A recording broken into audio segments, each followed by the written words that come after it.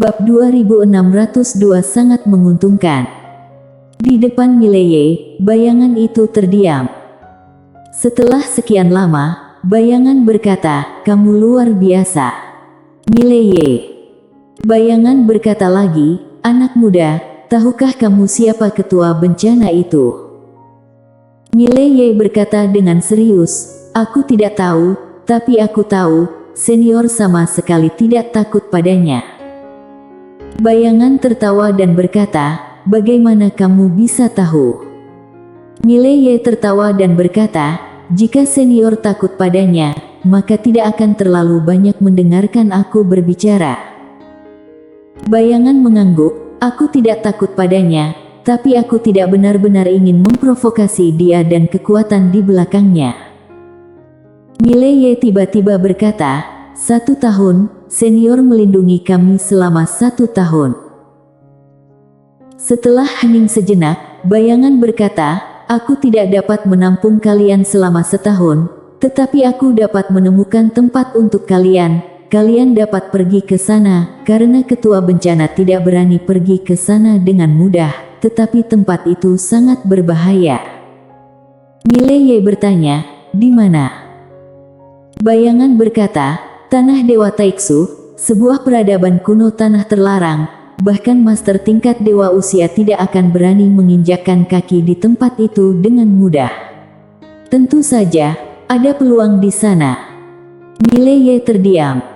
Bayangan melanjutkan, "Kamu yang memilih."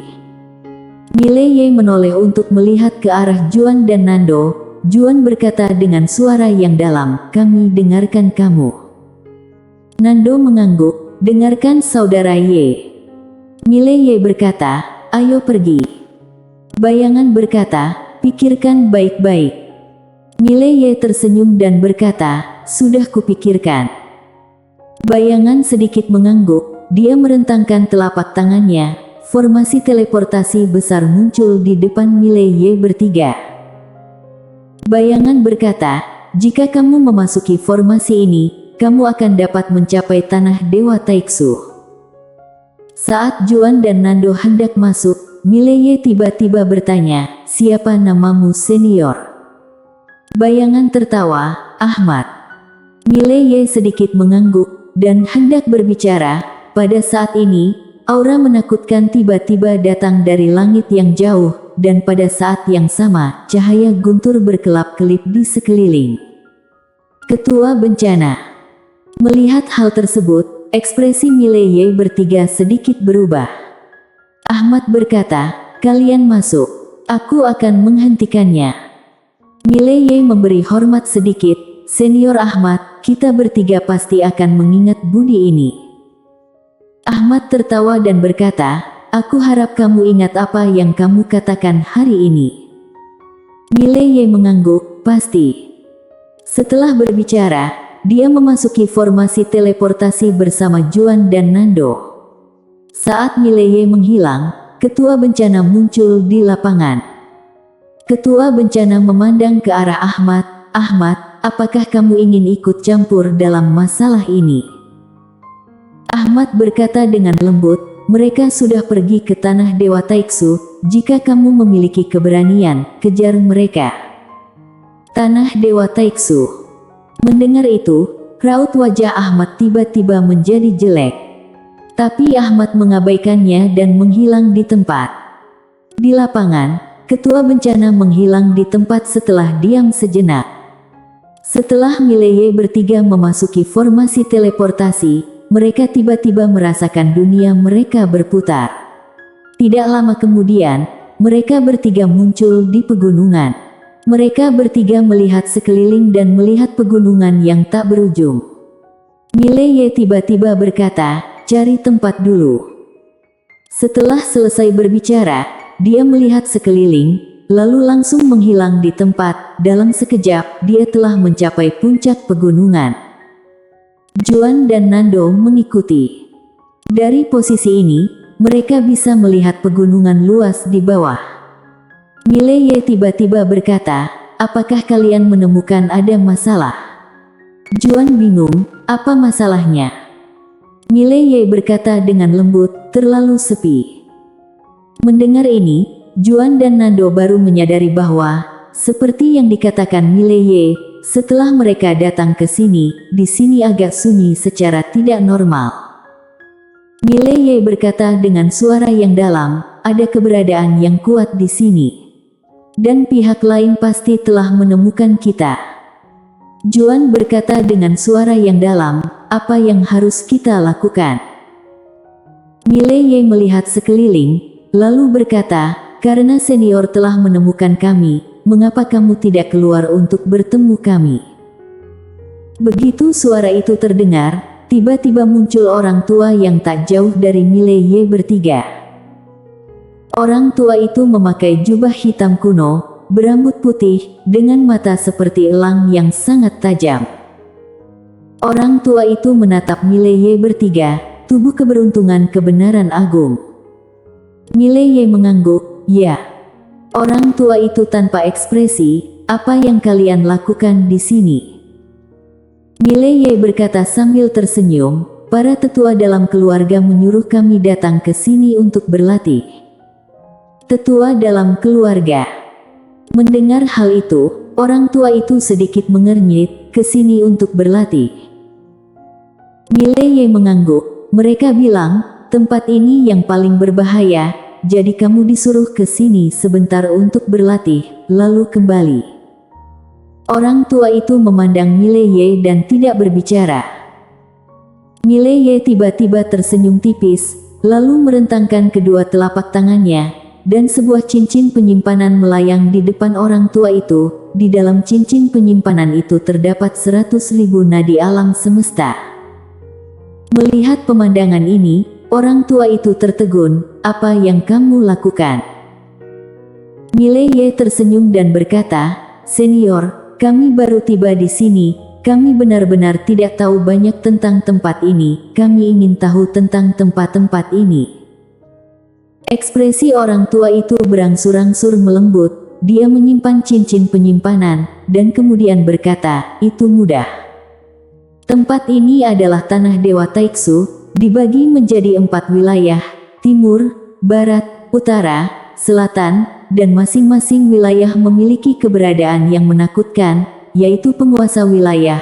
Ini adalah keberadaan yang tidak boleh diprovokasi oleh kalian. Jika tidak, bahkan jika kalian memiliki keberuntungan kebenaran agung, juga mungkin akan mati.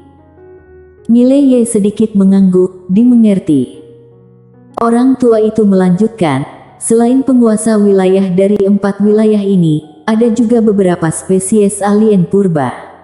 Ini semua adalah sisa dari zaman kuno, dan mereka sangat menakutkan. Jangan memprovokasi mereka dengan mudah. Mileye ragu-ragu sejenak, lalu berkata, senior, tempat mana yang lebih aman?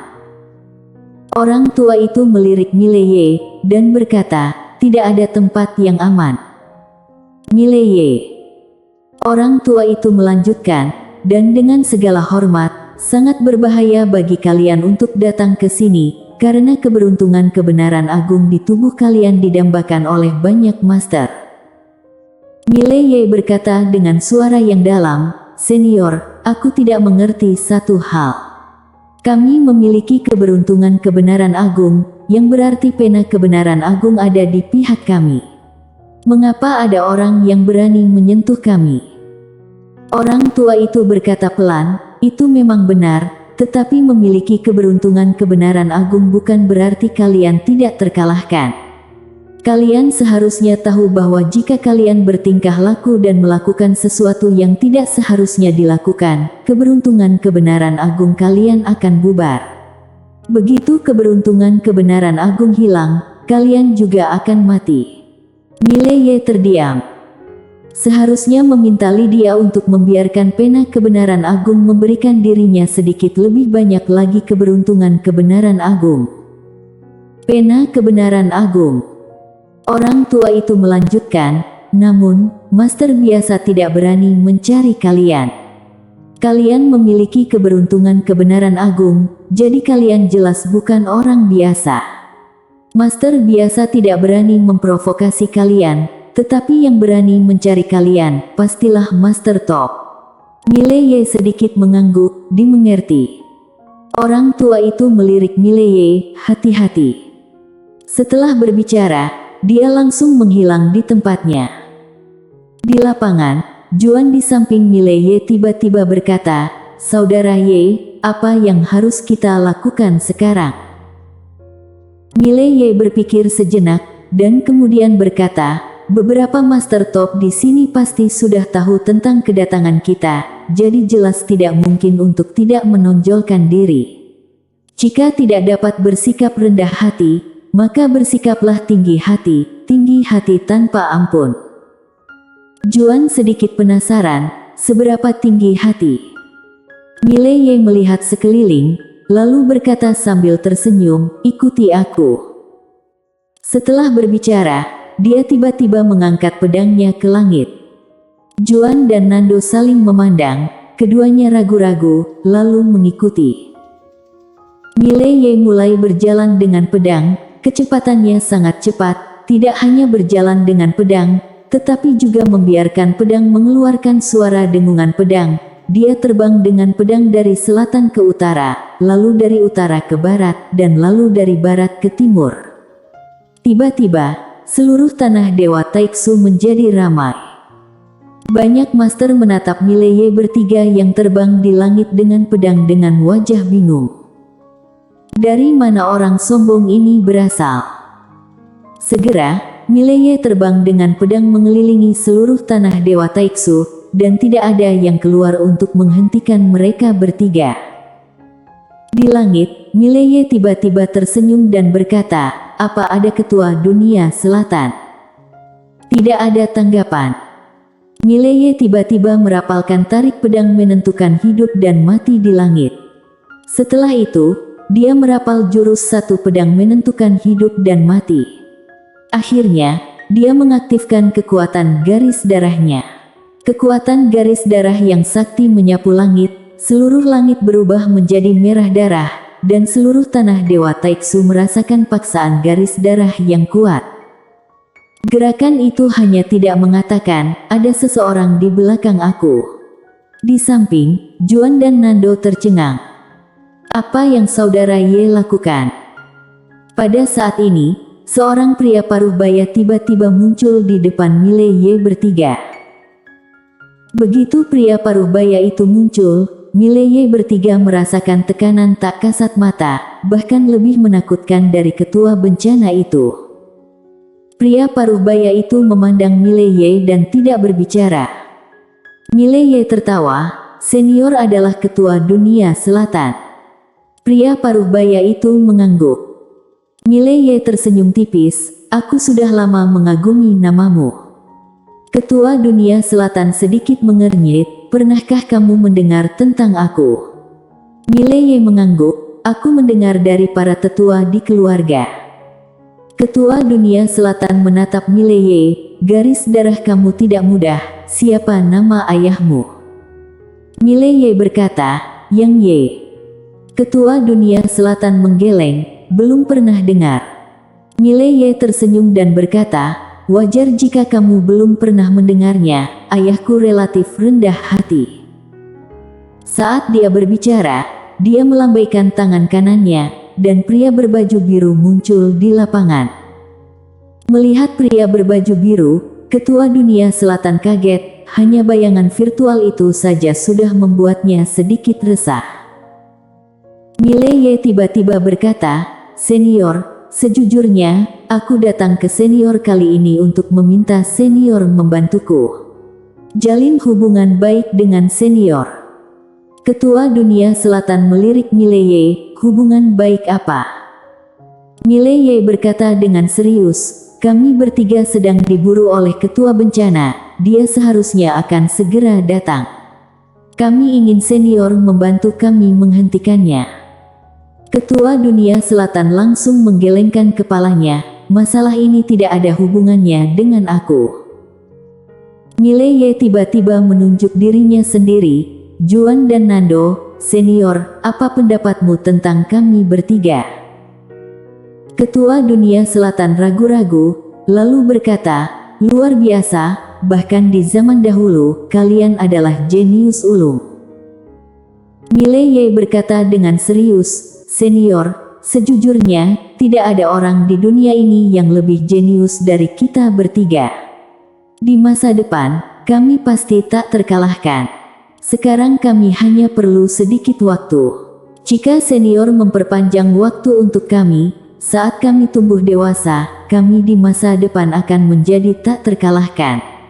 10 tahun, 3 tahun, tidak, kami hanya membutuhkan 1 tahun, selama senior menahan untuk kami selama 1 tahun, setelah 1 tahun, kami bertiga akan menjadi tak terkalahkan di dunia." Saat dia berbicara, dia sedikit tersenyum. "Senior, kesepakatan ini sangat menguntungkan." Ketua Dunia Selatan bersambung.